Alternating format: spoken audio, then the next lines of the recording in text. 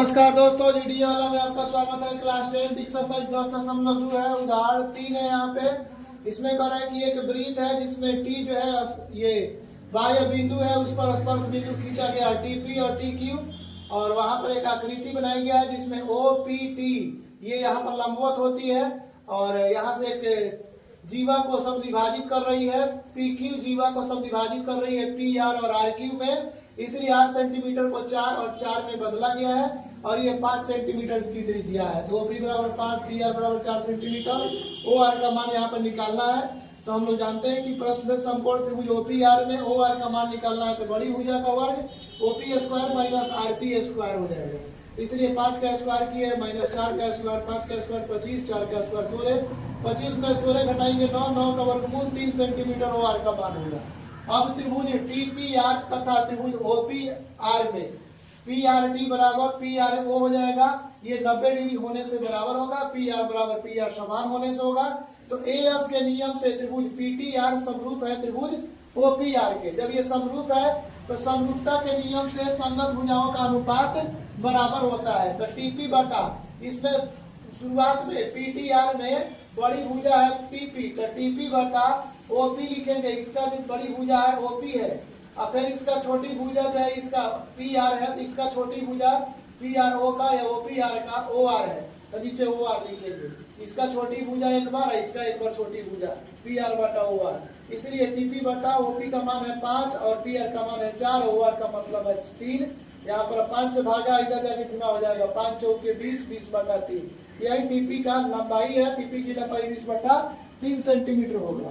अब है question number, यहाँ पर उदाहरण 2 के ये 10.2 के क्वेश्चन नंबर 1 है कि एक त्रिभुज बनाना है। इसमें ये कह रहा है कि स्पर्श रेखा की लंबाई 24 सेंटीमीटर है और क्यू जो बाह्य बिंदु है वहां से केंद्र के बीच की दूरी है 25 सेंटीमीटर। तब कह रहा है कि प्रमेय 10.1 से समकोण त्रिभुज ओपी क्यू में ओपी क्यू से ओपी का जो मान होगा ओपी का मान त्रिज्या का मान निकालना है। Under root O Q square minus P Q square अर्थात 25 का स्क्वायर 625 और 24 का स्क्वायर 576। दोनों का उसमें घटाएंगे तो 15 में 100 घटाएंगे 9, 11 में से 7 घटाएंगे 4, 49 के वर्गमूल 7 है। यही आर बराबर 7 सेंटीमीटर जो त्रिज्या का मान दिखाता है। अब क्वेश्चन नंबर 2 में इसमें कह रहा है कि टी कोई बाह्य बिंदु है।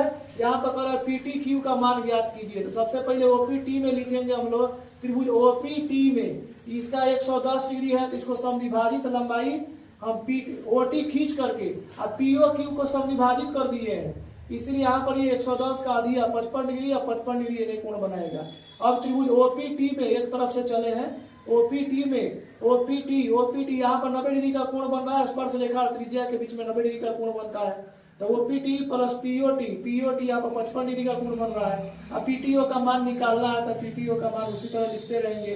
तो 90 प्लस 55 लिखेंगे और तीनों त्रिभुज में तीनों कोणों का योग 180 डिग्री होता है, तो 180 डिग्री लिखेंगे और इसको जोड़ देंगे 0.55 और 9.5 14, यानी 145 डिग्री हो जाएगा। जो 180 डिग्री में से जैसे ही घटाएंगे तो ये 35 डिग्री हो जाएगा पीटीओ का मान।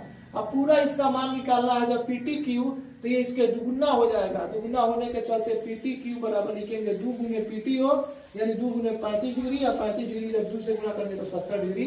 ये ऑप्शन नंबर बी हमारा हो रहा है। इसी तरह से ज्ञात कर लेते हैं।